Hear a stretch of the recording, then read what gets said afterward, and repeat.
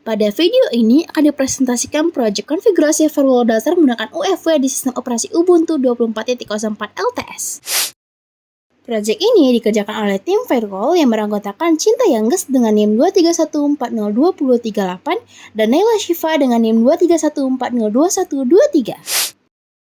Sebelum masuk ke konfigurasi, penting untuk memahami konsep firewall terlebih dahulu. Firewall adalah sistem keamanan yang berfungsi sebagai penghalang untuk memantau dan mengendalikan lalu lintas data masuk dan keluar dalam suatu jaringan. Dengan firewall, hanya trafik yang sesuai aturan keamanan saja yang diizinkan masuk, sedangkan trafik berbahaya atau tidak diinginkan akan ditolak. Pada ilustrasi ini, komputer dalam jaringan lokal dilindungi oleh firewall, sehingga potensi serangan dari luar seperti peretas dan malware di internet bisa dicegah. Nah, dengan cara inilah firewall membantu melindungi server dan data agar tetap aman. Setelah memahami konsep firewall, tahap berikutnya adalah memulai demonstrasi konfigurasi. Pertama, VirtualBox dibuka untuk menjalankan mesin virtual Ubuntu 24.04 LTS. Kemudian, setelah VM aktif dan masuk ke desktop Ubuntu, terminal dibuka untuk menjalankan semua perintah konfigurasi firewall. Nah, semua perintah UEFI akan diketik langsung di terminal ini agar perubahan bisa langsung diterapkan dan diverifikasi. Langkah pertama adalah memeriksa status UEFI di sistem. Perintah sudo UEFI status verbose menampilkan bahwa UEFI dalam keadaan inaktif, artinya firewall belum aktif dan belum ada aturan yang diterapkan. Langkah selanjutnya menetapkan kebijakan default. Dengan perintah sudo UEFI default deny incoming, semua koneksi masuk akan ditolak, dan sudo UEFI default allow outgoing untuk mengizinkan semua koneksi keluar. Nah, kebijakan ini memastikan bahwa hanya koneksi yang diizinkan secara eksplisit yang bisa masuk.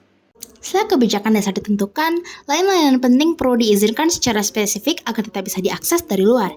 Perintah sudo UEFI allow HTTP membuka port 80 agar layanan web HTTP bisa diakses. Selanjutnya, perintah sudo UEFI allow SSH membuka port 22 agar protokol SSH bisa digunakan untuk keperluan administrasi jarak jauh. Terakhir, perintah sudo UEFI allow HTTPS membuka port 443 agar layanan web HTTPS tetap berfungsi. Dengan menambahkan pengecualian ini, firewall memastikan bahwa hanya layanan-layanan kritis dan dibutuhkan saja yang bisa diakses, sedangkan port lain tetap tertutup demi alasan keamanan. Setelah semua aturan diterapkan, UEFI perlu diaktifkan agar firewall benar-benar mulai bekerja. Perintah sudo UEFI enable digunakan untuk mengaktifkan UEFI.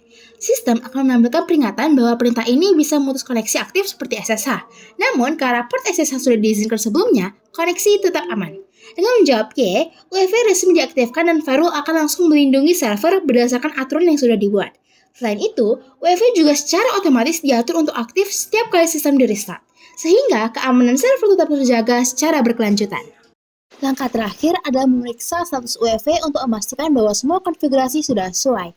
Dengan perintah sudo UEFI status verbose, terminal menampilkan bahwa UEFI berstatus aktif. Selain itu, terlihat pula bahwa kebijakan default sudah disetel menjadi deny untuk koneksi masuk, dan allow untuk koneksi keluar. Daftar aturan di bagian bawah menegaskan bahwa hanya port 22, 80, dan 443 yang diizinkan masuk, sedangkan port lainnya secara otomatis ditolak. Hasil ini menunjukkan bahwa firewall berfungsi sesuai rencana dan server hanya bisa diakses melalui layanan-layanan yang sudah diizinkan.